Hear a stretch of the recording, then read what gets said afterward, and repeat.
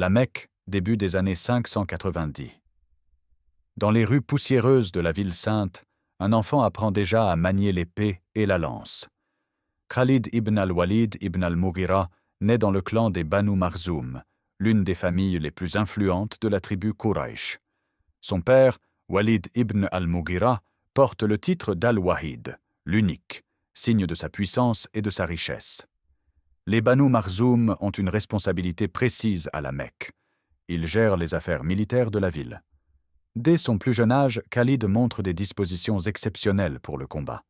Il passe ses journées à s'entraîner au maniement des armes, particulièrement la lance, son arme de prédilection. La cavalerie devient sa seconde nature.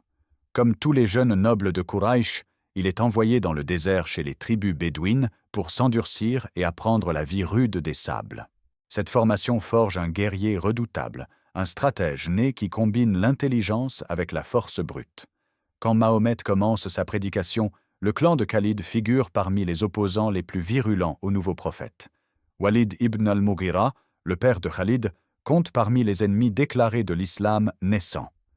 La famille tout entière rejette ce message qui menace l'ordre établi et les traditions ancestrales de Quraysh. Mars 625. Les musulmans de Médine affrontent les Mécois à Uhud, une montagne située près de la ville du prophète. Khalid, qui n'a pas participé à la bataille de Badr l'année précédente, commande la cavalerie de Quraysh. Il observe le champ de bataille avec l'œil d'un tacticien. Les musulmans prennent l'avantage initial et les Mécois reculent. C'est le moment que Khalid attendait. Mahomet avait posté 50 archers sur une colline pour protéger l'arrière de son armée. Quand la victoire semble acquise, ces archers abandonnent leur position pour participer au pillage du camp mécois. Khalid saisit immédiatement l'opportunité. Il mène sa cavalerie dans un mouvement tournant audacieux, contourne le champ de bataille et frappe l'armée musulmane par l'arrière. La manœuvre est dévastatrice. Les musulmans, pris en tenaille, se retrouvent dans une position catastrophique. Le prophète lui-même est blessé au visage, perdant une dent. La victoire qui semblait acquise se transforme en débâcle. Les Mécois l'emportent grâce au génie tactique de leur jeune commandant. Cette bataille révèle le talent exceptionnel de Khalid. À moins de 30 ans, il démontre une compréhension instinctive du combat, une capacité à lire le terrain et à exploiter la moindre faiblesse de l'ennemi. Son mouvement d'enveloppement à Uhud préfigure les manœuvres qui feront sa légende. 2 ans plus tard, en 627, Khalid participe à la bataille de la Tranchée, où les Mécois assiègent Médine. Les musulmans ont creusé un fossé défensif qui neutralise la cavalerie de Quraysh. Le siège échoue et les Mécois se retirent, frustrés. L'année 628 marque un tournant. Le traité de Hudaybiya établit une trêve de 10 ans entre la Mecque et Médine. Les tensions s'apaisent. Walid, le frère de Khalid, s'est converti à l'islam 2 ans plus tôt et presse maintenant son cadet de rejoindre les musulmans. Khalid hésite. Son opposition à Mahomet n'a jamais été doctrinale ou fanatique.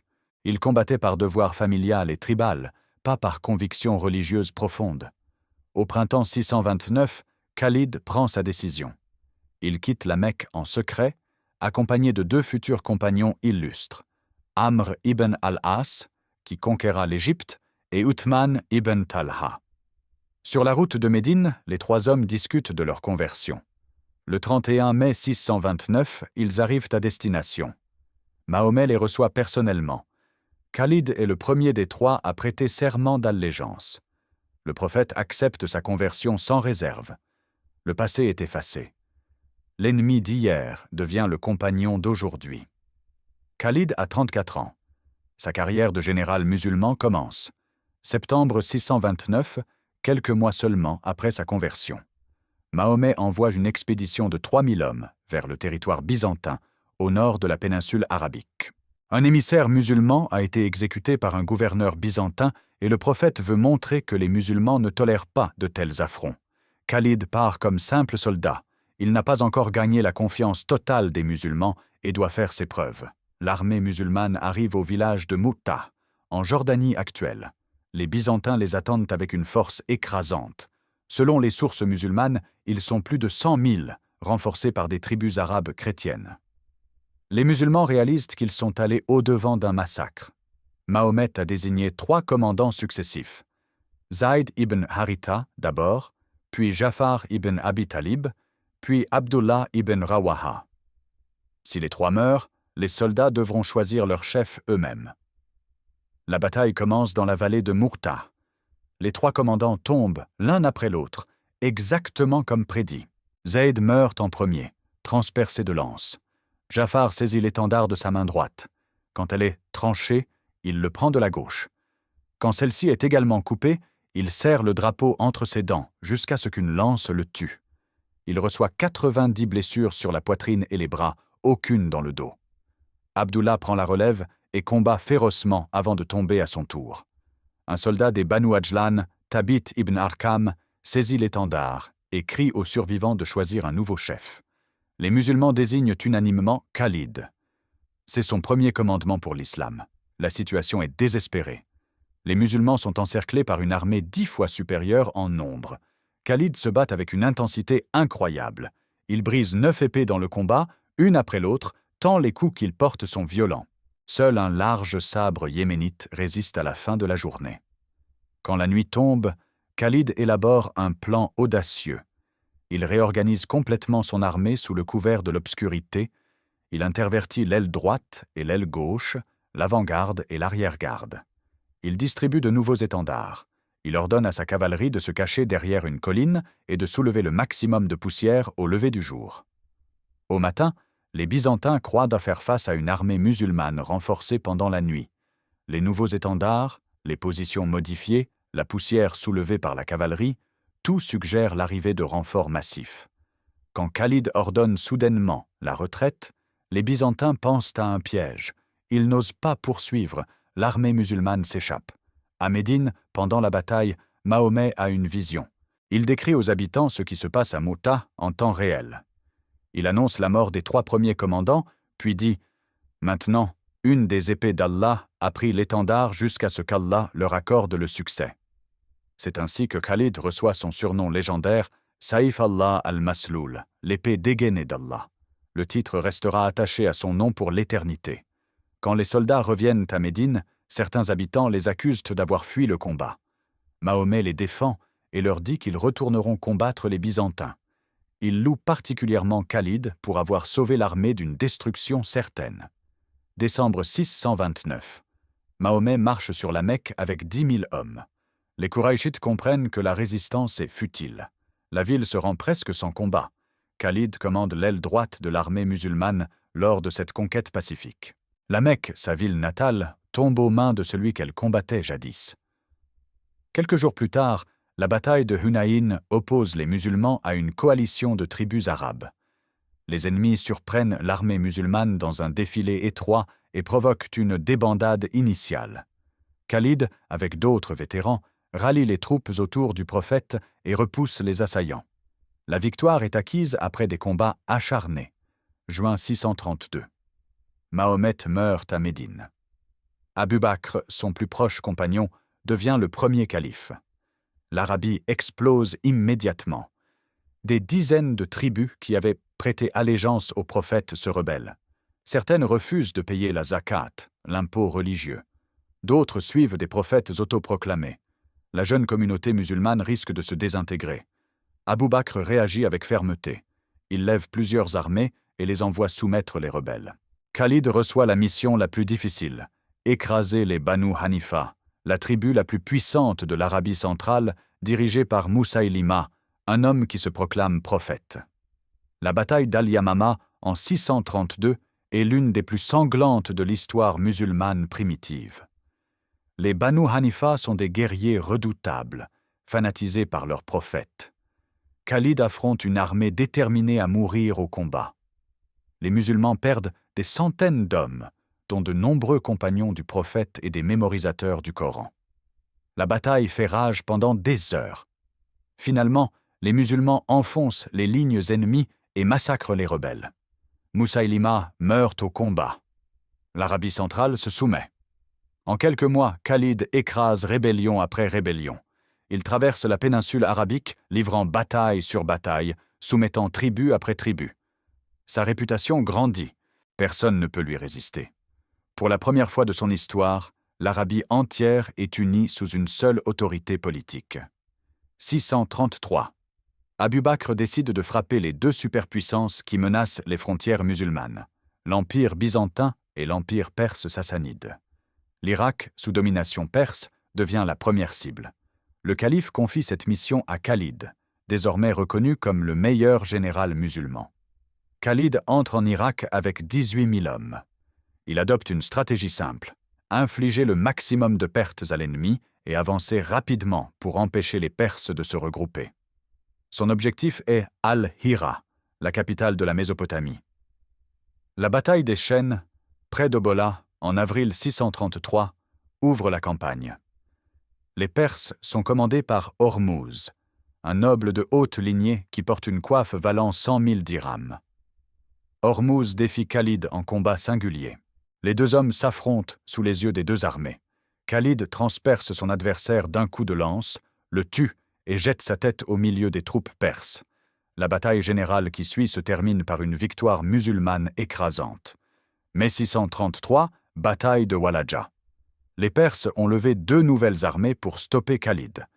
La première, commandée par Andar Zagar, gouverneur du Khorasan, se rassemble à Walaja. La seconde, sous les ordres du général Bahman, doit la rejoindre dans quelques jours. Khalid comprend qu'il doit attaquer avant la jonction des deux forces. Il marche à marche forcée et arrive à Walaja juste avant Bahman. Les survivants des batailles précédentes ont rejoint Andar Zagar, gonflant ses rangs. L'armée perse est 2 fois plus nombreuse que l'armée musulmane. Khalid élabore un plan inspiré d'Hannibal à Cannes. Il divise secrètement sa cavalerie en 2 ailes cachées. Quand la bataille commence, il attaque frontalement avec son infanterie pour fixer l'ennemi. Au moment critique, ces 2 ailes de cavalerie surgissent simultanément et enveloppent les Perses par les flancs. Le mouvement en tenaille est parfait. Les Perses sont pris au piège, encerclés, massacrés. Presque personne ne s'échappe pour rejoindre Bahman. Khalid a résolu ces 2 problèmes: empêcher la jonction des armées ennemies et éliminer les survivants qui auraient pu se regrouper. Mai 633, bataille du lait. Les survivants du lait, des Arabes chrétiens de la tribu Banu Bakr et des renforts perses, se rassemblent pour une nouvelle confrontation. Leur chef, Abdullah Swad, a perdu ses 2 fils à Walaja et brûle de vengeance. L'empereur perse Ardashir envoie le général Jaban avec des renforts, mais lui ordonne d'attendre l'arrivée de Bahman avant d'engager le combat. Khalid attaque avant que Bahman n'arrive. Il veut empêcher l'ennemi de s'organiser et de coordonner ses plans. La bataille du lait devient l'une des plus sanglantes de la conquête de l'Irak. Les musulmans la surnomment la bataille de la rivière de sang à cause du nombre effroyable de morts. Les Perses et leurs alliés arabes sont anéantis. Abdullah Swad meurt au combat sans avoir obtenu sa vengeance. Fin mai 633, Al-Hira tombe. La capitale de la Mésopotamie, l'une des plus anciennes et riches cités de la région, se rend aux musulmans. Khalid impose un tribut aux habitants chrétiens et juifs de la ville en échange de leur protection. C'est l'un des premiers exemples du système de la dhimma qui régira les relations entre musulmans et non-musulmans dans les siècles à venir. Khalid poursuit sa campagne. Il prend Al-Anbar, puis Ain al-Tamr, puis Doumat al-Jandal. Chaque bataille se termine par une victoire musulmane. En moins d'1 an et 2 mois, avec seulement 10 000 soldats, Khalid conquiert tout le sud et le centre de l'Irak. La performance est extraordinaire, sans précédent dans l'histoire militaire. La bataille de Firaz, en 634, couronne cette série de victoires. Firaz est une ville stratégique sur l'Euphrate, proche de la frontière byzantine. Pour la première fois, Khalid affronte une coalition de Byzantins, de Perses et de tribus arabes chrétiennes. Les 3 puissances se sont alliées pour l'arrêter. Khalid les écrase. Cette victoire brise le moral des Perses et des Byzantins. Elle démontre que même leurs forces combinées ne peuvent rien contre le général musulman. 634. Pendant que Khalid triomphe en Irak, d'autres généraux musulmans attaquent la Syrie byzantine. Leurs progrès sont lents. L'empereur Héraclius rassemble une armée massive pour repousser les envahisseurs. Abu Bakr décide que Khalid doit quitter l'Irak pour prendre le commandement en Syrie.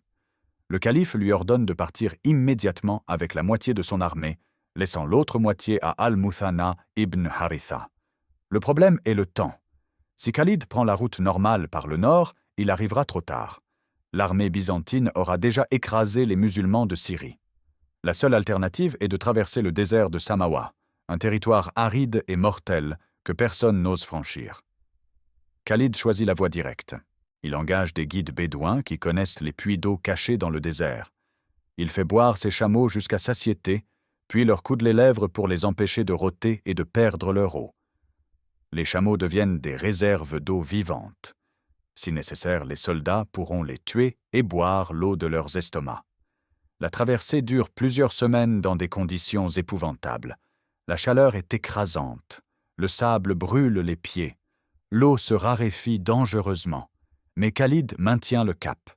Il motive ses hommes, gère les rations, trouve les puits.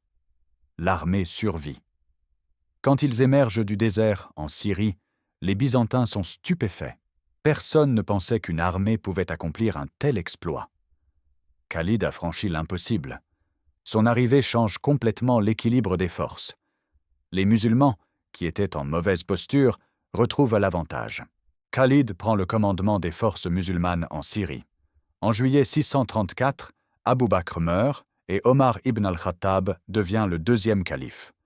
Une de ses premières décisions est de démettre Khalid du commandement suprême et de le remplacer par Abu Ubaïda ibn al-Jarrah, un compagnon réputé pour sa piété et sa modestie. Les raisons de cette décision sont multiples. Omar craint que la popularité de Khalid ne devienne dangereuse. Le général a accumulé une fortune considérable grâce au butin de guerre et affiche un train de vie luxueux. Omar veut montrer que personne n'est indispensable dans l'armée musulmane. Khalid accepte la décision sans broncher. Il ne se rebelle pas, ne conteste pas. Il passe du statut de commandant en chef à celui de général ordinaire sans un mot de protestation. Beaucoup le pressent de se révolter contre Omar, mais Khalid refuse catégoriquement. Sa loyauté envers le califat est absolue. Malgré sa rétrogradation, Khalid reste le général le plus efficace de l'armée. Abu Ubaïda, conscient de ses talents, lui confie systématiquement les missions les plus difficiles. Les deux hommes travaillent en parfaite harmonie. Septembre 634, prise de Damas. La capitale de la Syrie byzantine tombe après un siège difficile. Les musulmans s'emparent d'une des plus grandes villes de l'Orient. Cette victoire ouvre la voie à la conquête du Levant tout entier. 635, bataille de Fal. Les Byzantins tentent de reprendre Damas. Khalid les écrase à Fal, en Palestine actuelle. La garnison byzantine de la région est détruite. Les victoires s'enchaînent. Baalbek, Hama, Homs. Les musulmans progressent méthodiquement, ville après ville, bataille après bataille. Héraclius, l'empereur byzantin, voit son empire s'effondrer. Lui qui avait vaincu les Perses quelques années plus tôt après une guerre de 26 ans, lui qui avait reconquis Jérusalem et rétabli la vraie croix dans la ville sainte, il assiste impuissant à la perte de ses provinces orientales. Mais 636, Héraclius décide de réagir en force. Il rassemble à Antioche une armée massive, selon les chroniques musulmanes, 240 000 hommes, mais ce chiffre est probablement exagéré. Les historiens modernes estiment plutôt entre 80 000 et 150 000 soldats. L'armée byzantine est une coalition hétérogène de Grecs, d'Arméniens, de Slaves et d'Arabes chrétiens ghassanides. Les dissensions théologiques entre Constantinople et les chrétiens monophysites d'Orient affaiblissent la cohésion de cette force. Omar ordonne aux généraux musulmans de se replier et de concentrer leurs forces. Les musulmans abandonnent les villes qu'ils ont conquises et se regroupent dans la plaine du Yarmouk, un affluent du Jourdain situé à environ 100 km au sud de Damas. Les habitants des villes, chrétiens et juifs, regrettent le départ des musulmans. Beaucoup leur disent qu'ils préfèrent la justice musulmane à l'oppression byzantine. Août 636. Les deux armées se font face près de la rivière Yarmouk. Les musulmans sont environ 40 000, peut-être moins. Ils sont largement surpassés en nombre. Mais ils ont un avantage décisif. Khalid. Omar a rétabli son commandement pour la durée de la bataille, reconnaissant que seul ce général peut vaincre une telle armée. Khalid observe le terrain avec attention. Il note 3 barrières naturelles, les gorges de Wadi ur-Ruqad à l'ouest, profonde de 200 mètres, le Wadi al-Yarmouk au sud et le Wadi al-Allah à l'est. Un seul pont traverse les gorges de Wadi ur-Ruqad à Ain al-Dakar. Khalid envoie secrètement Dirar ibn al-Azwar avec 500 cavaliers contourner l'armée byzantine par le nord et s'emparer du pont. La manœuvre réussit sans difficulté. Les Byzantins ne se doutent de rien. Leur unique voie de retraite est désormais coupée. Les musulmans utilisent une ruse psychologique. Les renforts arrivent par petits groupes, donnant l'impression d'un flux ininterrompu. Les Byzantins s'inquiètent de cette montée en puissance apparente et décident de passer à l'attaque avant que les musulmans ne deviennent trop nombreux. 15 août 636, premier jour de bataille. Les Byzantins lancent un tiers de leur infanterie contre les musulmans.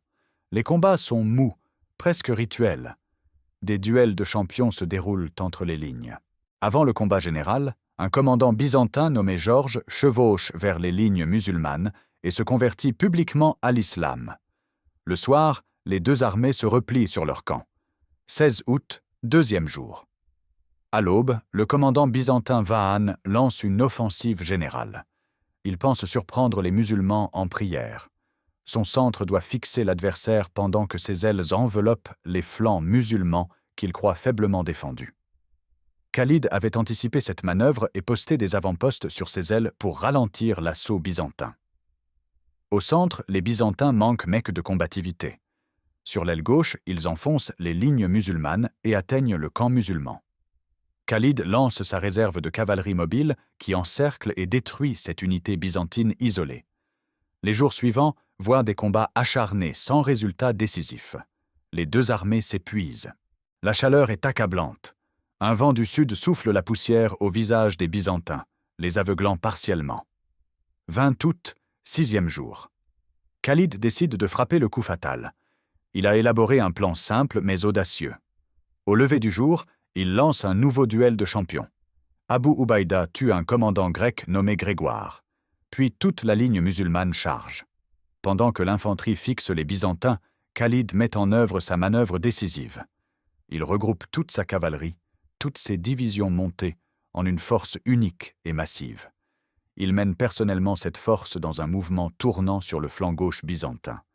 Vahan réalise trop tard qu'il s'est fait piéger. Sa cavalerie est désorganisée, il n'a pas le temps de la rallier. Les musulmans déferlent sur la gauche byzantine et l'écrasent en son centre. Les troupes impériales se retrouvent encerclées sur 3 fronts. Les cataphractaires, la cavalerie lourde byzantine, ne peuvent pas venir à leur secours. Les soldats impériaux paniquent et tentent de fuir. C'est alors qu'ils découvrent que leur route de retraite a été coupée. Le pont d'Ain al-Dakar est aux mains des musulmans. Les gorges de 200 mètres de profondeur leur barrent le chemin. C'est le massacre.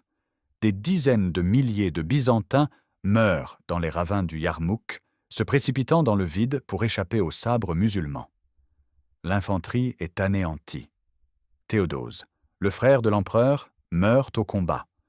Selon les chroniques musulmanes, plus de 100 000 Byzantins périssent. Le chiffre est probablement exagéré, mais la défaite est catastrophique. L'armée byzantine du Levant cesse d'exister. Yarmouk est le chef-d'œuvre tactique de Khalid. Son mouvement d'enveloppement, son utilisation du terrain, sa capacité à piéger une armée 3 fois supérieure en nombre, tout démontre un génie militaire exceptionnel. Les historiens militaires comparent souvent cette bataille à Cannes, où Hannibal avait détruit l'armée romaine par une manœuvre similaire. Les conséquences de Yarmouk sont immenses. La Syrie est perdue pour Byzance. Jérusalem tombe en 637. Antioche et Alep suivent. Tout le Levant passe sous domination musulmane. Héraclius, brisé par la défaite, quitte la région. Avant de partir, il se retourne une dernière fois vers la Syrie et dit « Adieu Syrie, quel excellent pays tu es pour l'ennemi !» 638. Au sommet de sa gloire, Khalid est démis de ses fonctions militaires. Omar décide qu'il ne commandera plus jamais. Les raisons de cette décision finale sont complexes. Omar craint l'influence de Khalid sur les troupes. Il veut prouver que les victoires musulmanes viennent d'Allah, pas d'un seul homme. Il désapprouve le train de vie luxueux du général et ses largesses envers ses soldats.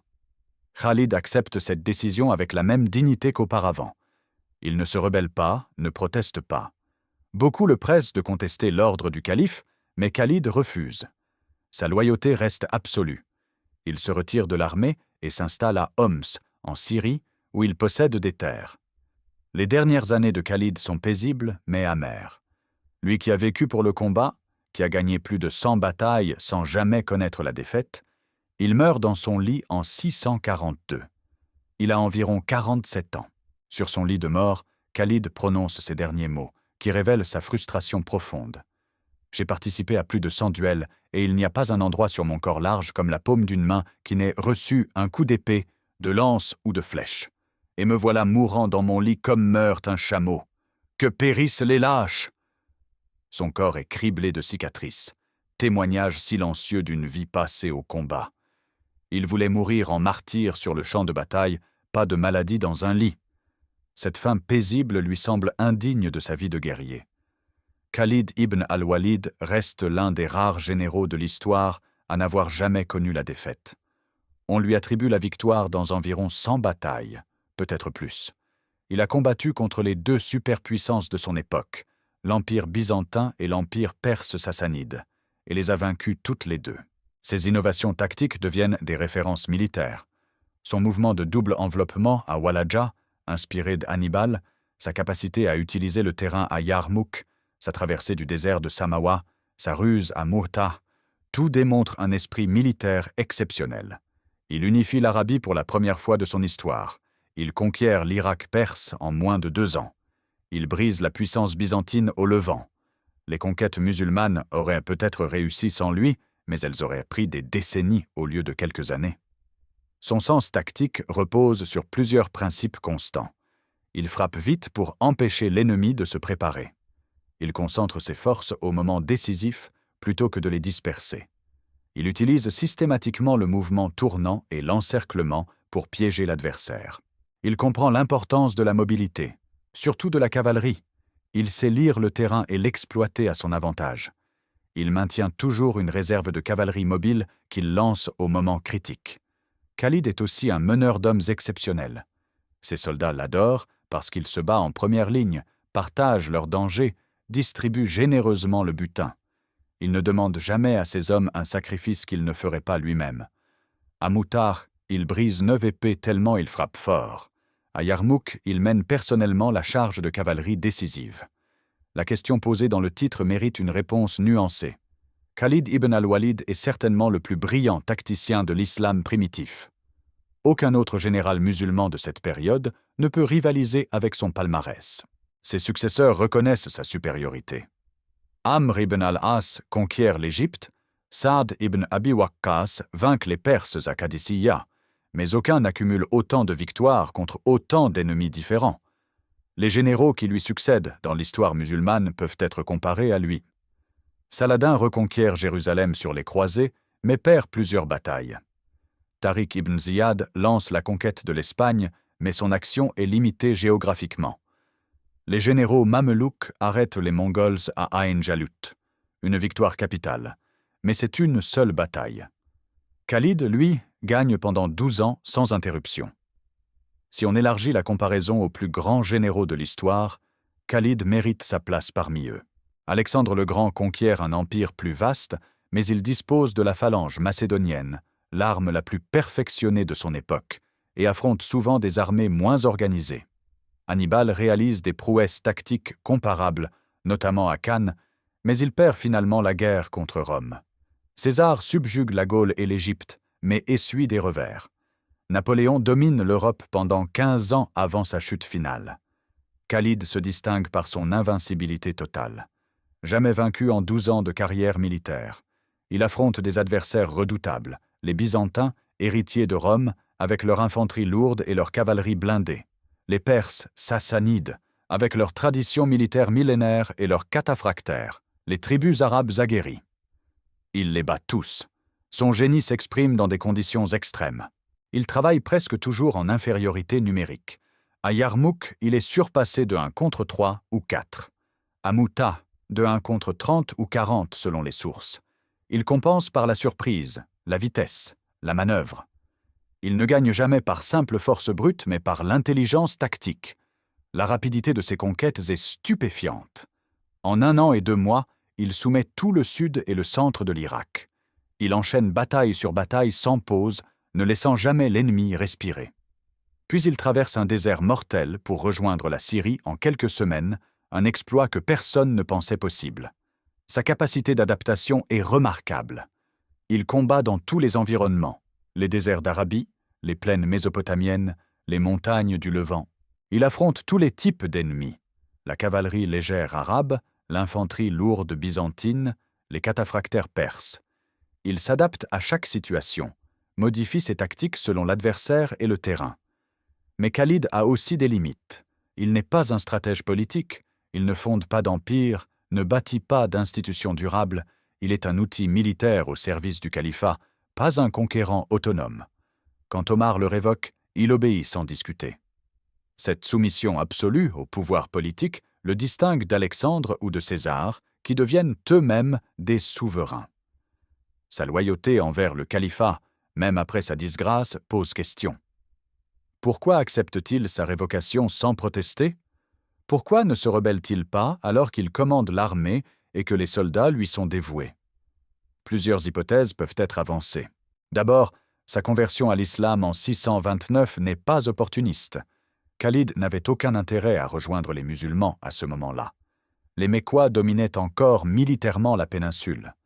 Sa conversion semble sincère, motivée par une conviction religieuse réelle.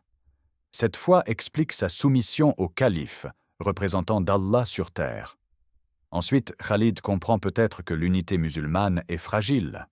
Une rébellion de sa part pourrait déclencher une guerre civile qui détruirait tout ce qu'il a construit. En acceptant sa révocation, il préserve l'unité de la communauté. C'est un sacrifice personnel au profit du collectif. Enfin, Khalid n'a peut-être jamais eu d'ambition politique. Il est un guerrier, pas un administrateur ou un chef d'État. Lui retirer le commandement militaire revient à le priver de sa raison d'être, mais il n'a aucune envie de gouverner. Il ne veut pas devenir calife, seulement continuer à se battre.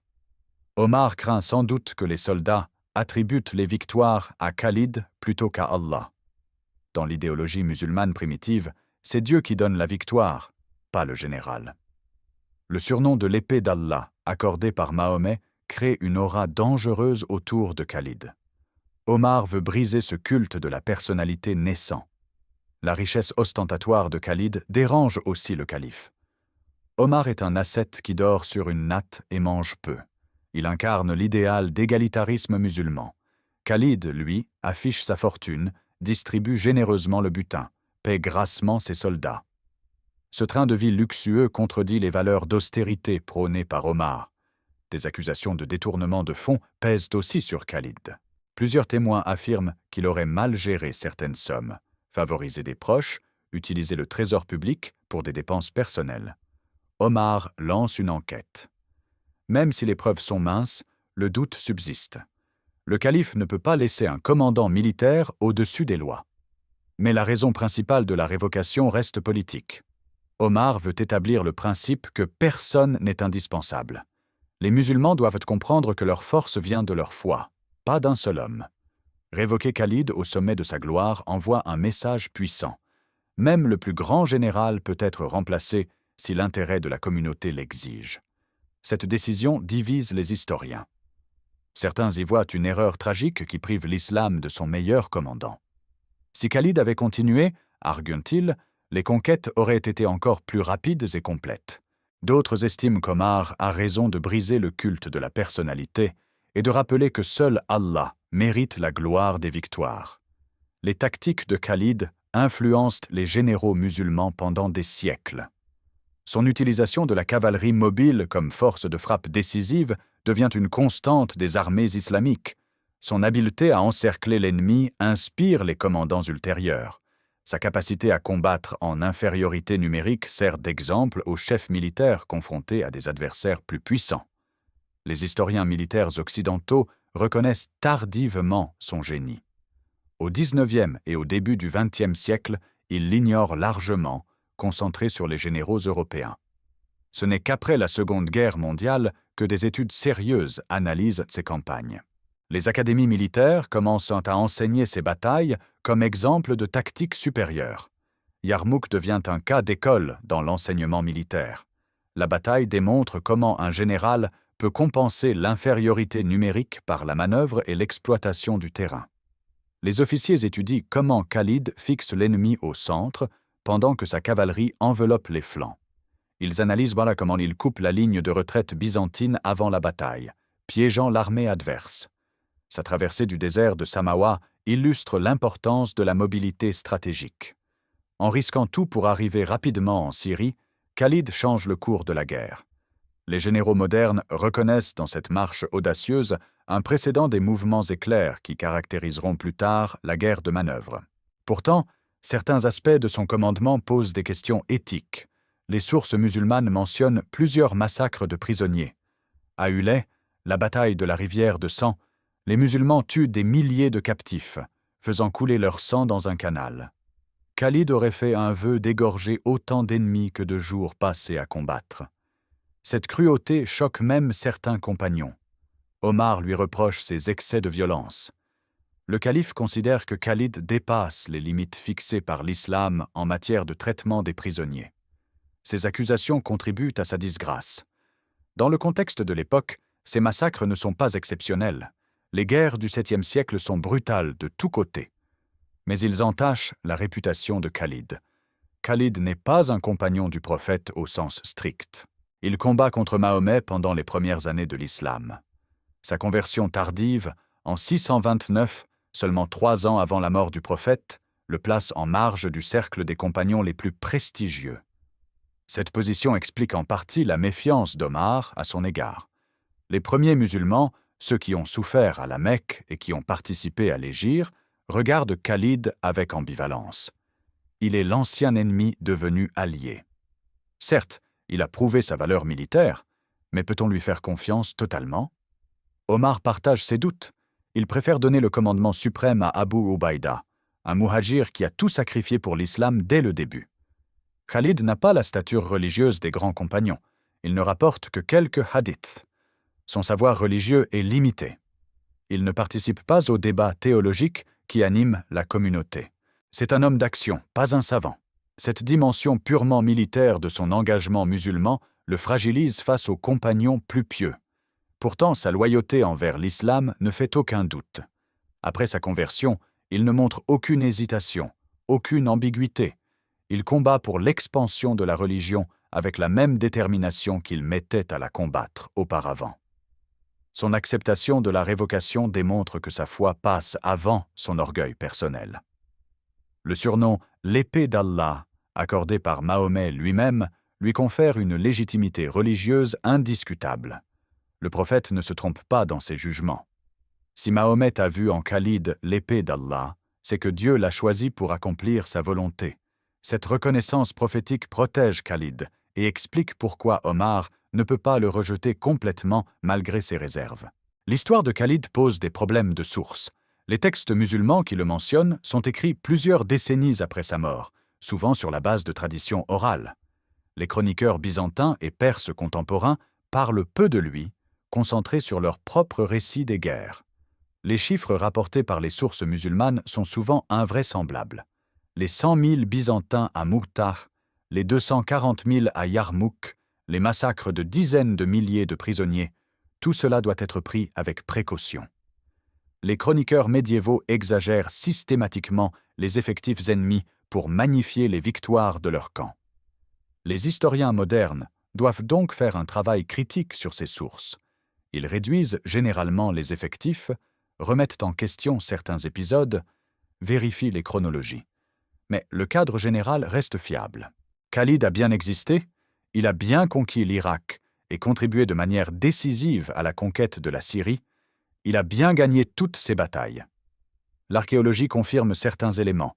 Les fouilles en Irak et en Syrie montrent une rupture brutale dans la première moitié du 7e siècle. Les villes byzantines et perses sont abandonnées ou détruites. Une nouvelle élite arabo-musulmane s'installe. Cette transition violente correspond au récit des conquêtes.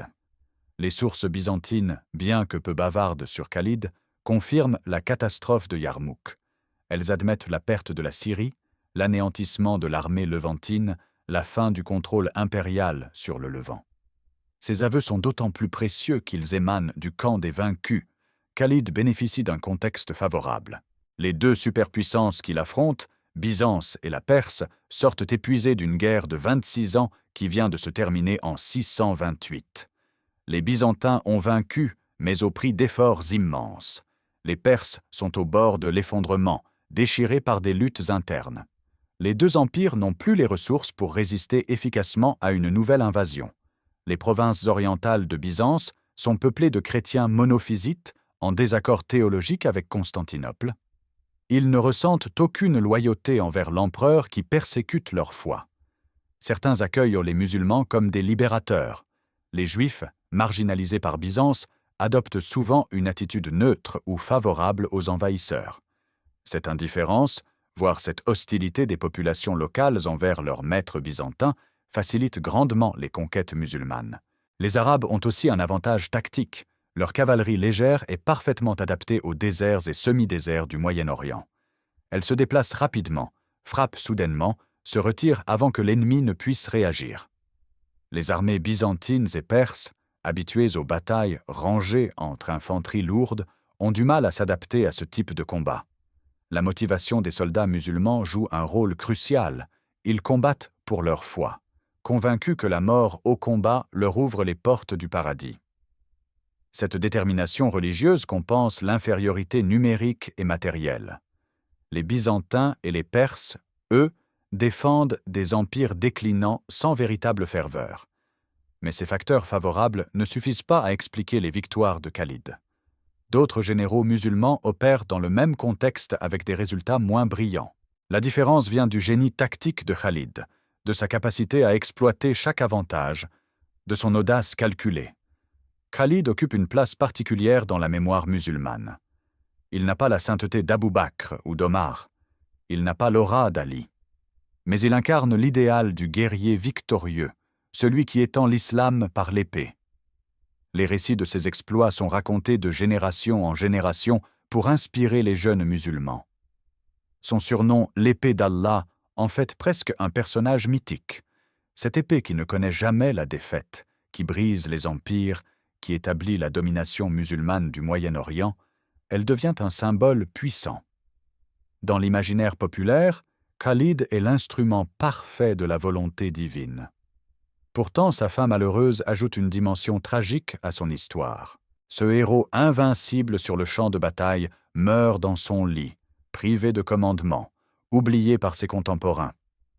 Cette chute brutale du sommet de la gloire à l'obscurité résonne dans la culture musulmane. Elle rappelle que la vraie valeur d'un homme ne réside pas dans ses victoires terrestres, mais dans sa soumission à Allah. Les poètes arabes célèbrent ses exploits. Les chroniqueurs rapportent ses batailles avec admiration. Les prédicateurs utilisent son exemple pour exhorter les fidèles au djihad. Mais tous soulignent aussi sa soumission finale au calife, son acceptation de la disgrâce, sa mort humble. Cette dialectique entre la gloire militaire et l'humilité spirituelle fait de Khalid un héros complexe, plus humain qu'un simple conquérant brutal. Alors, Khalid ibn al-Walid est-il le plus grand général musulman? La réponse dépend des critères retenus. Si on privilégie le palmarès pur, l'absence de défaites, la diversité des victoires, alors oui, incontestablement. Aucun autre général musulman n'a accompli autant en si peu de temps contre des adversaires aussi redoutables. Si on considère l'impact historique, sa contribution reste immense. Sans Khalid, les conquêtes musulmanes auraient sans doute réussi, mais plus lentement. Il accélère dramatiquement l'expansion de l'islam. En une décennie, il change la carte du Moyen-Orient. L'Irak, la Syrie, la Palestine passent sous contrôle musulman grâce à lui. Ces territoires resteront musulmans jusqu'à aujourd'hui, 14 siècles plus tard. Si on évalue le génie tactique, Khalid mérite sa place parmi les plus grands. Ses manœuvres d'encerclement, son exploitation du terrain, sa gestion de la mobilité, sa capacité à compenser l'infériorité numérique, tout cela démontre un esprit militaire exceptionnel. Les académies militaires modernes étudient encore ces batailles. Mais si on cherche un homme complet, à la fois guerrier et homme d'État, Khalid a des limites. Il n'est qu'un instrument militaire, brillant certes, mais sans dimension politique ou administrative. Omar ibn al-Khattab, par exemple, construit un empire durable avec des institutions solides. Khalid, lui, ne fait que conquérir. La comparaison avec les grands généraux de l'histoire universelle est difficile. Alexandre, César, Napoléon opèrent à des échelles différentes, avec des moyens différents, contre des adversaires différents. Chaque époque a ses propres contraintes et opportunités. On peut seulement dire que Khalid appartient au cercle restreint des génies militaires qui transcendent leur temps. Son invincibilité totale reste son trait le plus remarquable. Sans bataille, sans une seule défaite, c'est un record que très peu de généraux peuvent revendiquer. Alexandre le Grand perd des combats, Hannibal perd la guerre, César subit des revers, Napoléon connaît finalement la défaite. Khalid, lui, ne perd jamais. Il meurt invaincu. Cette perfection militaire fait de lui une figure unique dans l'histoire.